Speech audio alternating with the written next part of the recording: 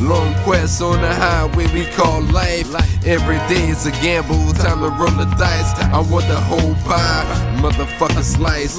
On my back a few times, I done pulled the knife. Live right, the karma always come back around.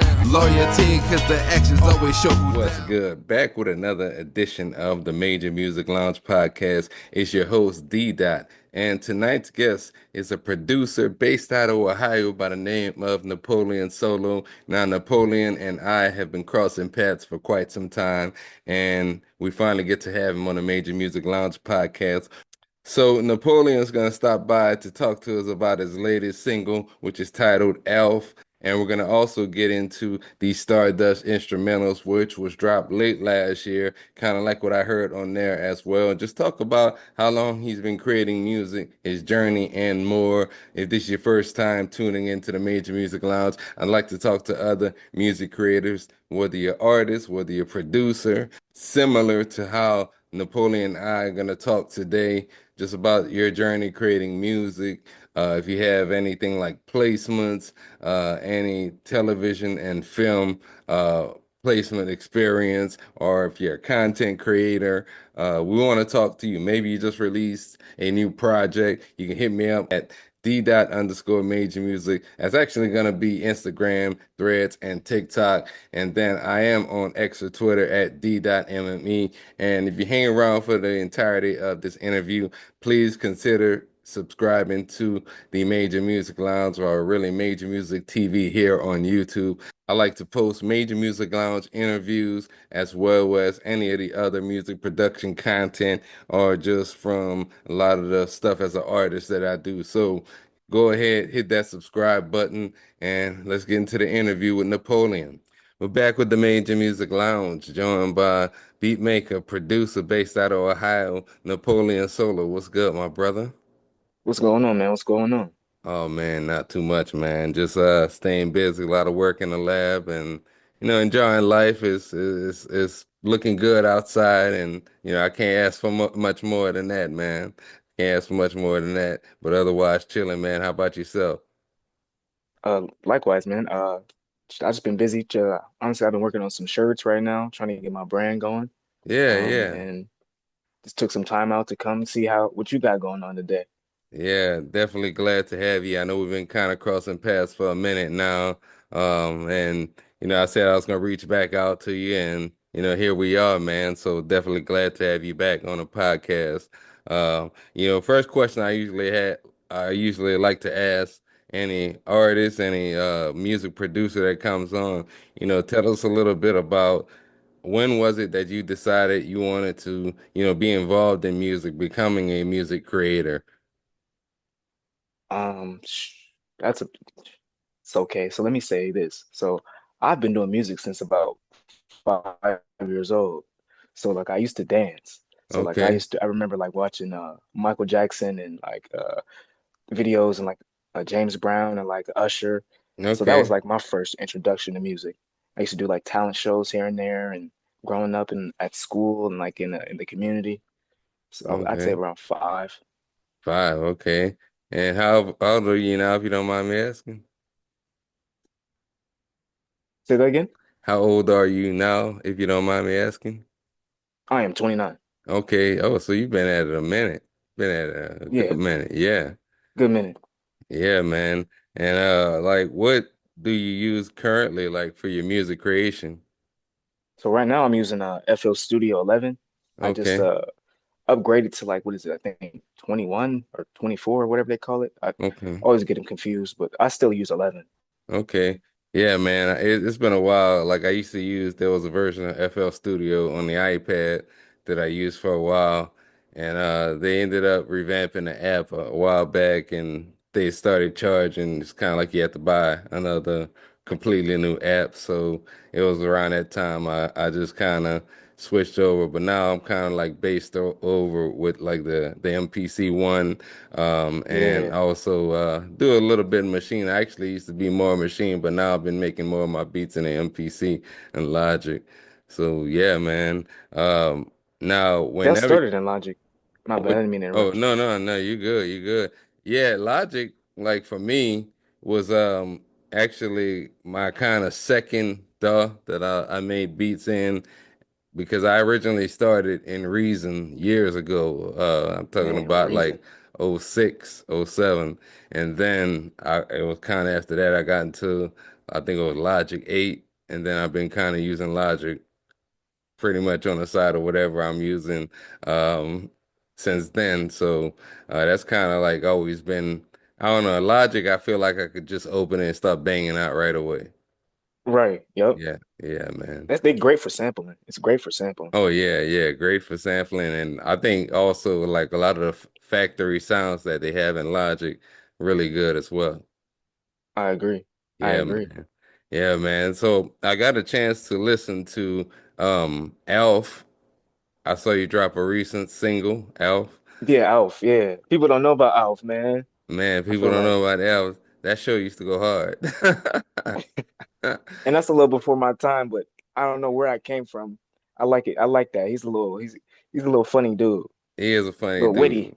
He is witty, man. He tell you, it's like you tell somebody where to get off, pretty much. Yeah. Yeah, man. And that beat to me sounds like I could hear like Griselda, like West Side Gun on Yep, something yep. like that. Is that what you had in mind when you were creating that? Yeah, I actually made it for one of my homies. He's a local rapper. His name is J-Mo. Okay. Me and him did a little mixtape together. He had me do like 3 or 4 beats on there, and that was just like one of the leftovers, and nobody used it. So I'm like, here, let me do something with it. You know what I mean? But that was like the kind of intent behind that. Yeah. Yeah, man. So like as far as like your creative process, do you always make beats and even like pertaining to like your beat tapes, for example, like do you make something well, I guess this is kind of a two-part question. Separately, like when you're making beats for artists, do you kind of already have that concept in mind, or do you like maybe just make based off of, whatever type of mood you're in, and then later on you look back and say, hey, I think this might fit this artist or that artist. How does your creative process work? Usually, back when I first started, I kind of used to always go in like that with like a concept in mind. I'm gonna make it for this artist, or I'm gonna make it sound like this. But recently, I kind of just been going off of how I feel. Yeah. Because I feel like if I go into it expecting something, then it kind of like limits the process a little bit, if that makes sense.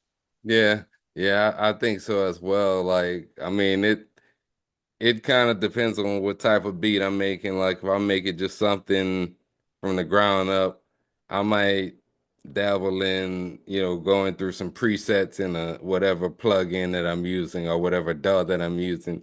And then on the other side of that, if I'm sampling something, I may just a good thing that I do is sometimes I put on a playlist and I might find a song or a sample within that playlist and I just kind of vibe with that. And then of course Yeah. occasional digging as well, still like to visit local record shops and see what I could find there as well. Cause sometimes I may not come across that stuff on Apple Music or Spotify.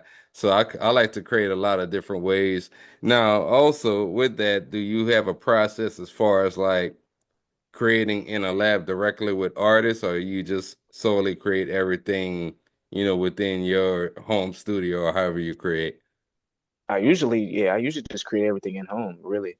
Okay. Unless like one of the homies or somebody come to me and be like, let's come together and we'll work in the same space. I normally just do everything on my own, honestly. Yeah, that's what's up. I mean, same pretty much here. I do everything for the most part here, but the artists that I do work with, I kind of know like what type of vibe they like each. And Uh-huh. I know sometimes like I'm gonna send this beat to this person. He kind of like West Coast beats. Oh, I'm gonna send this beat to this person. He like more old school hip hop boom bap type beats.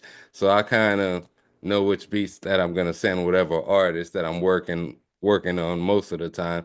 Other times I just like you said, create off of the mood as well. So now when it comes the second question that is that I wanted to ask to like the Okay. instrumental projects, um, similarly, do you have a concept like whenever you start working on this project or your next instrumental album, saying, "Hey, I want to have this type of vibe." Because listening to the Stardust instrumental, I kind of noticed that some of the tracks, particularly like I listened to Cinema, that had a kind of chill trap vibe. But yet another one on there called Braille, and to me, that one had kind of like it was a chill vibe, but I thought the drums made it sound more old school hip hop kind of. Yeah. And I like the tracks on that album. Like, explain your creative process as far as how you make your beat tapes. So for the beat tapes, yeah, those are more concept. I don't know why I feel like I think it's funny that I put more thought into like the beat tapes than I do like somebody else's like Yeah, yeah, but yeah, I don't know. I kind of yeah, I think about it. I like I kind of do like a whole what do you want to call it, like a storyboard in a way. Like I write everything down and I try to make everything cohesive and I kind of like just tell a story without yeah, the words, you know what I mean? yeah, Like if you can listen to it all the way through and get like the picture or the movie or the image itself without words. yeah, yeah. Similarly, like, I was about to ask, do you do? Yeah, yeah, and you're absolutely correct. I like the instrumental project to build up. Like, I may start off with something, let's just say, that's more chill, but then I kind of build the album or the EP up, and then I kind of go back taper it down. off. Yeah.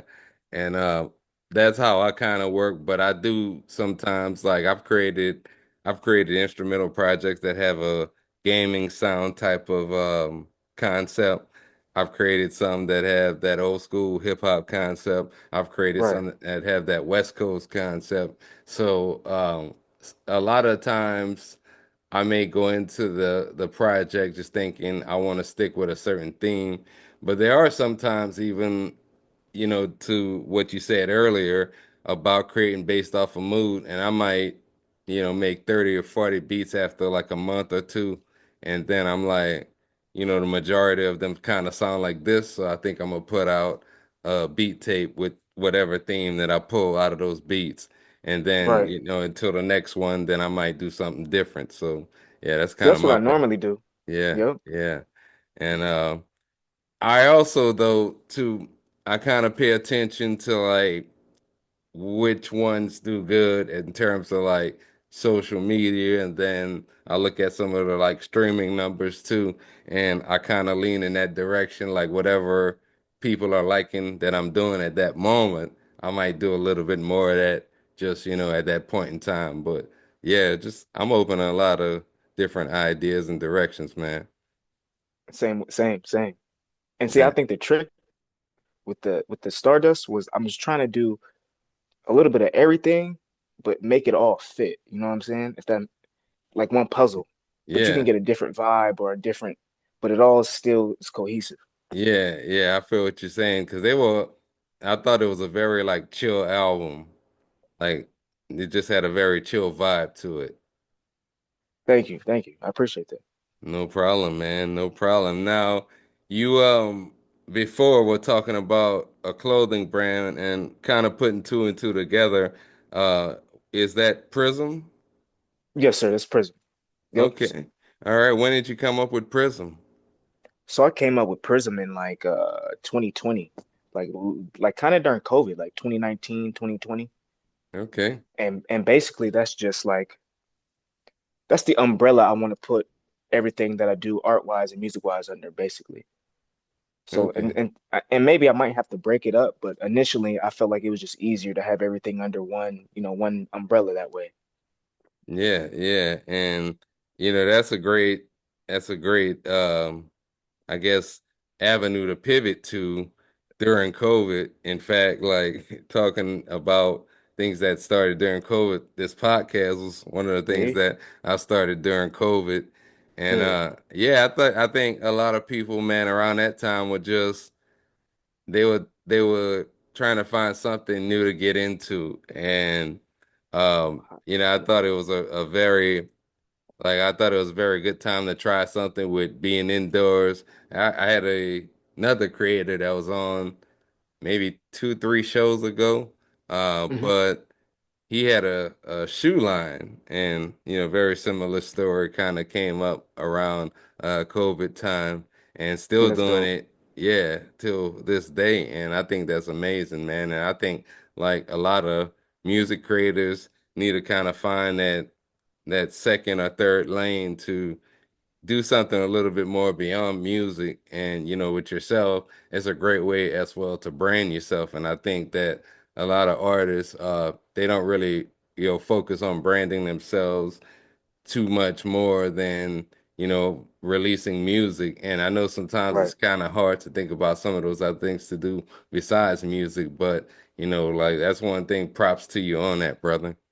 Thank you, man. I appreciate that. I actually had to go to business school, so I was just like every other artist, really. I feel like most artists don't have a lot of business experience or business knowledge, and that's kind of like inhibits us in a way. Yeah, So that's yeah. like my thought process behind it. Yeah, yeah, that's definitely true. And for me, like that's one of the reasons I also kind of created this podcast was that a lot of the creators that would tune in can kind of get some of that knowledge or, at least Yeah. kind of say, hey, maybe I need to try this or, look up other ways that they kind of like I was saying, have that other lane of revenue and just a way to brand themselves when it comes to music creation. So there's a lot of different ways, man. Merchandise, content, um, Yep. other than just releasing music. And I think that also gives like fans and, people that follow your work just another way of seeing a different side of you and, the things that you're doing. Thank you. I agree with you. I agree with you. Man, yeah, man, I appreciate it. Like, That's why I now, like what you do. appreciate it, man. Yeah, definitely, man. Just just trying to kind of build a community, man, that Exactly. um Yep. a lot of artists can relate to. And that's been a beautiful thing about this podcast is seeing other like creators go on another person's platform or maybe working on a song together, or it's been a lot of relationships that came from some of the people that watched some of the episodes. So yeah, man, I appreciate it. Oh, no problem. Man, what do you have, as far as plans for the remainder of 2025? I know we just in March, but anything you got planned? I know we're about to enter spring, summer. Man, honestly, I think I'm gonna release a little more t-shirts, a few more t-shirts, and I Okay. think I'm gonna try to focus on like a few more, I should say, a few more mixtapes, instrumental tapes. Yeah, yeah. Hey, and yeah, that's what I was kind of thinking about earlier was um as far as like instrumental projects. I mean, we talked about releasing them, earlier, but um I think it's beneficial, for one that you release beat tapes because potential clients that may want to work with you might discover some of your work. And the same thing with fans. I see like a lot of my projects, there's beat tapes that I've released 3 years ago that they're playing a lot more than some of my recent beat tapes, man. It's See, crazy. And how important do you think it is for producers to put out beat yeah. tapes? I think it's very important. Just because I feel like it's just another way you can generate money, you can generate views, you can it's a way to make multiple avenues for your music or whatever you want to do, really, I think. Yeah, Because like you can still sell those beats that you post on DSPs or whatever. So yeah, you still got options. You know what I mean? You got more than one option that you can do. yeah. Yeah, because that's something that I do pretty often. In fact, I just dropped the beat tape last Friday, and that actually has some beats on there that are gonna be on, in fact, on an upcoming project that hadn't announced yet, but stay tuned for Yeah. that. But and I also think that, like you said, just getting more streams, more views, and just people following you online, just being a fan Yep. of your work. Because I've had a few people just find me based off of streaming my stuff on Spotify. Oh, this song randomly came on a playlist. See? Same thing on Apple Music. And you never know, that could even lead to another opportunity in film and television as well. And having also Because another thing that I do is I put my beats on BeatStars, kind of like, you were talking about, you could still sell those beats to other artists as well. So you're not limiting yourself. And one of the other things I always say is you don't want your beats just sitting on your computer because they won't Yep, and do I used to any. do that a lot. Yeah, yeah, man. Unload them. Come out with some beat tapes, go through them, and kind of like we talked about earlier. Uh, you got different themes that you can run with for some of these projects, and do a good job of promoting those as well. So yeah, don't let those beats just sit on your computer. Yep, yep. It's like you could change your life with one of them joints on there. You never know. Never know, never know, You might as well man. try. You might as well try. Might as well try. Now, I can't remember. I think it was Marcus Wayne that Yep. shot you in my direction. Uh, have y'all worked together? Shout out to Marcus Absolutely. Wayne by Yeah, the shout out way. Marcus, man. I was That's gonna the say that homie. too. Yeah, Yep, that's the homie. yeah, that's the Me and him home. are actually we went to school together, but yeah, we we worked on a I think I've been on like his first two or three projects. I did a couple tracks on there for him. Yep. Okay, okay. Yeah, I'm gonna Yep. have to definitely go back and and check some of that work out, man. You just produce or you rap too? I used to rap a long time ago, but right now it's just been strictly produced in the last like what 8, 9 years. I just been put all my focus into that. Okay. Okay. Yeah, man. One day I think I might get back, but not right now. Yeah, I feel you, man. I'm kind of like I'm starting to lean more in that direction, even though I'm gonna come out with a few more projects as an artist, but I'm having more fun at the moment, just doing a lot of work with other artists and yeah, we got some projects on the way. That's been keeping me busy. Just gonna start doing some stuff on the side of the Major Music Lounge podcast in terms of projects. So stay tuned for that. But yeah, Absolutely. yeah, definitely to have more just I like hearing new artists kind of just flowing off of my beats and stuff like that, man, and just kind of motivate me. And it's like you want to put more and more of that stuff out, man. Like you say, ain't no point in just having it sit. You might as well use Yeah, it.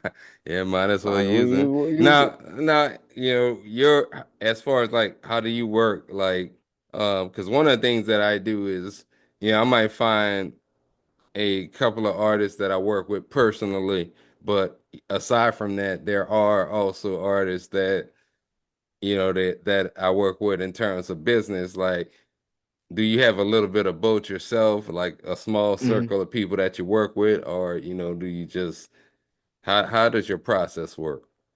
I'd say I used to have I used to have a small circle of both. Right now, lately, it's just been like personal stuff. Like Yeah, I was saying, like Marcus Wayne, for example. Like me and him went to school together, so I'm always trying to help the homie out. But as far as like selling beats and like the business side, it hasn't been too consistent lately. But I actually enjoy like the personal like stuff even better, honestly. yeah, yeah. I mean, it it's cool to have that hands-on and one of the things that why I go the personal route a lot of the times is there are those maybe one or two artists out there that I want to help build the sound with Yep. and kind of stay working with them consistently. But at the same time, uh, I keep the beat shop and everything I do, for example, like on BeatStars or my own website, always open because, like we talked about earlier, somebody might discover you through an online shop, a beat tape, instrumental album, however they discover you. I even upload a lot of my beats to YouTube. So I always keep that avenue open and it's up and down, but yeah, I try to stay consistent as far as uploading beats to my beat stars. But there are also like a lot of beats that never see online because I do work, directly with other artists or stashing for myself, that is. But That's that majority of them, yep. yeah, And yeah, man. I try not to cross the two too much. Yeah, yeah, man. Now, what kind of shout outs do you have as far as like supporters and maybe fans, friends? Friends, man, shout out. Oh man, you say shout out. my homie Beans, Yeah, my homie Marcus Wayne, my homie Marcus Wayne. Shout out to Thomas. Marcus Wayne. Yeah, shout out Marcus Wayne again. My grandma, of course. Parents. Yeah, Uh, just basically all the homies, the circle. They know who they are. yeah, man. And where can our listeners like find you at online and find some of your work as well? So I am Instagram, Twitter is underscore Napoleon Solo. Um, iTunes like DSPs, it's Napoleon Solo, and that's Napolean, not On, and then just Solo. And yeah, that's pretty much that name is pretty much the whole, covers all across the Yeah, board. man. Go ahead, check out the homie Napoleon Solo, Alf, the Stardust instrumental album, and Thank you. stay tuned for no problem. Anything that Napoleon Solo has coming out 2025. Check out Prism as well. And keep on, you know, pushing, man. Keep on I love what you're doing, and you Thank you. definitely always welcome to the Major Music Lounge. In fact, like Marcus Wayne was on here, what, 2 weeks ago, 3 weeks ago or so. Yep. I watched that. Yeah, yeah, man. And, definitely like what you brothers are doing, man. Thank you, man. I want to say shout out to you too for having me and him both on here because it means a lot to us. Absolutely. Oh man, no doubt, man. Always welcome, man. Always welcome. Y'all can follow me on Instagram at d._major music. Same thing on TikTok and Threads, as well as if you're on X or Twitter at d.mme. And if you hung around this long with Napoleon Solo and I, please go ahead, subscribe, and hit the like button. Leave a comment as well. Let us know what you thought of our conversation today. We really appreciate you tuning into the Major Music Lounge. If you're a creator, hit me up on one of those platforms. We'd love to have you on the podcast. I upload new episodes every Friday here and on all podcast streaming platforms. It's D Dot and Napoleon Solo, and we are out.